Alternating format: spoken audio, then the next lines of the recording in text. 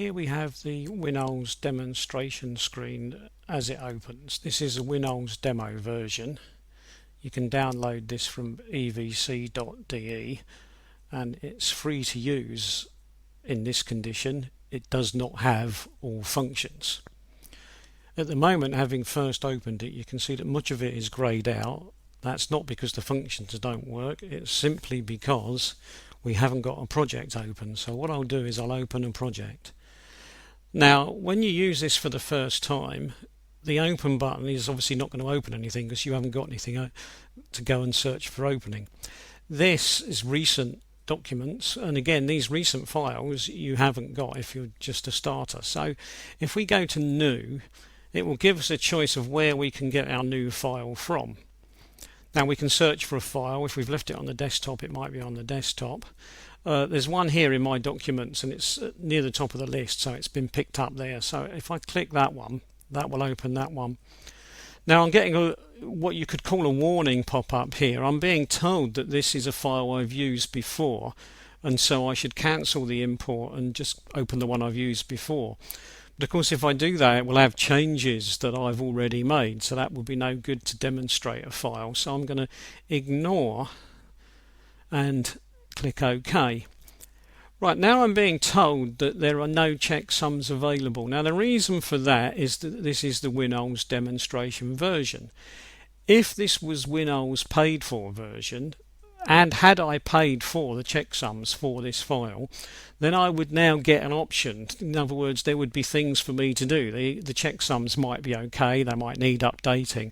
But as this is just a demonstration file, there's nothing I can do but click OK. Right, now I get a project properties box. Now the project properties box can be opened any time by clicking on project and searching down the drop down menu. Over here there's a lot of information that I could put in.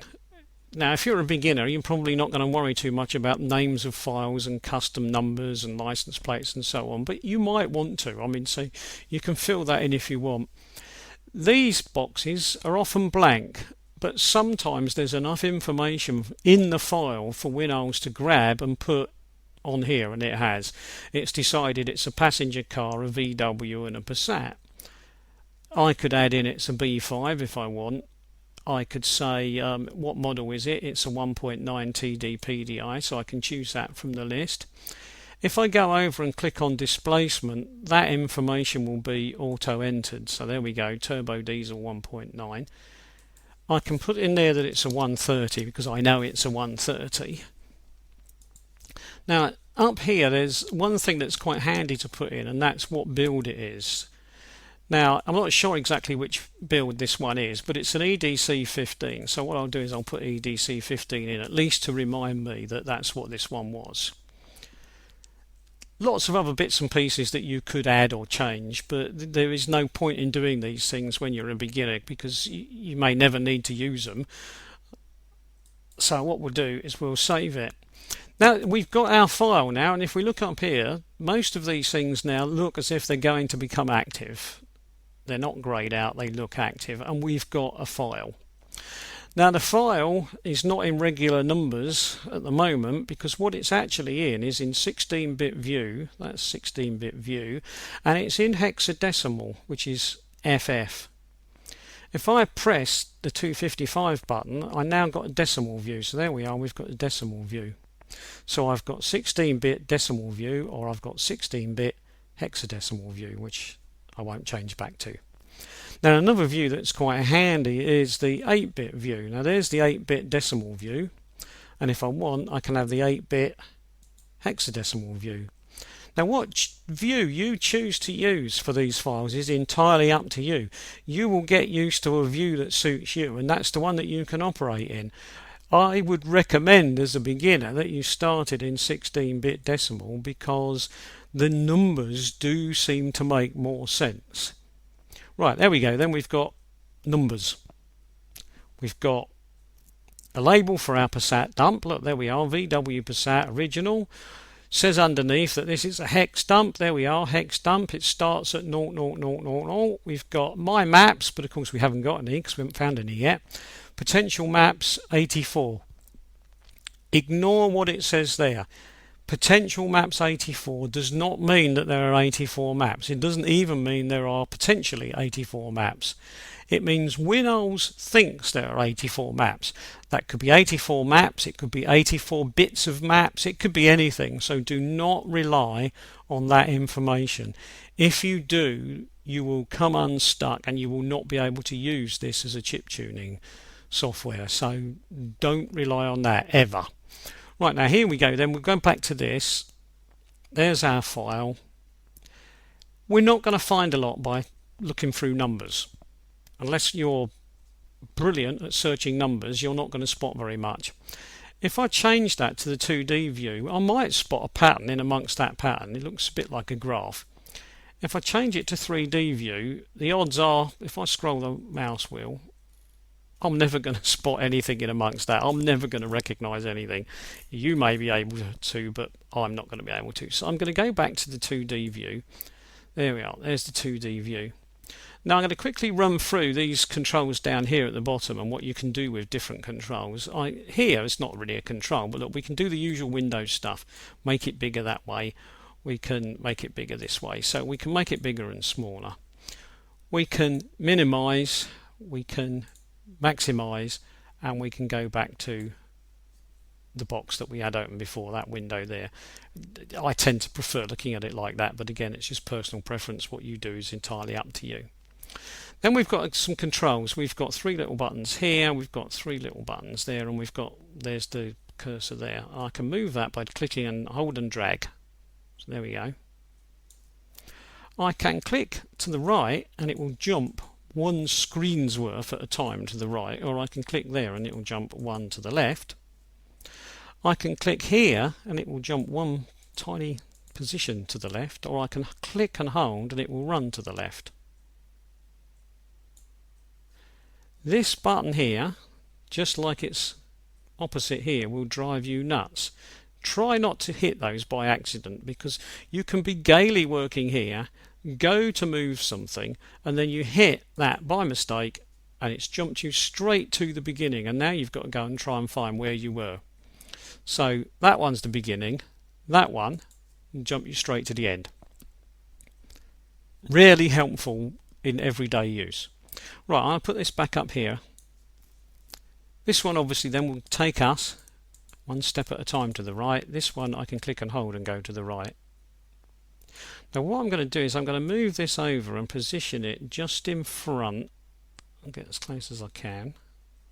There we are. Just in front of that lump. Now that coloured bit there, that's a piece of data that Winols has identified as being used by the ECU and changeable by you. And there's another block there. Now these two blocks are probably virtually identical. That one may well be for a manual car and that might be for an automatic. If there was a third block, it might be for all-wheel drive or four-wheel drive. Some files will have two blocks, some will have three, some will only have one. If you've only got one, it's great because you've only got one block of data to worry about. If you've got two and you're making changes in one block of data, you might be changing the wrong block. If you're not sure which block is the one your car is using at the moment, the best thing to do is change the data in both. Now Winols does have a little trick for doing that called parallel maps, which I'll come to later, and you can make changes and then say you want to change any parallel maps that are found, and they will be the ones that are over here. So we do have that option.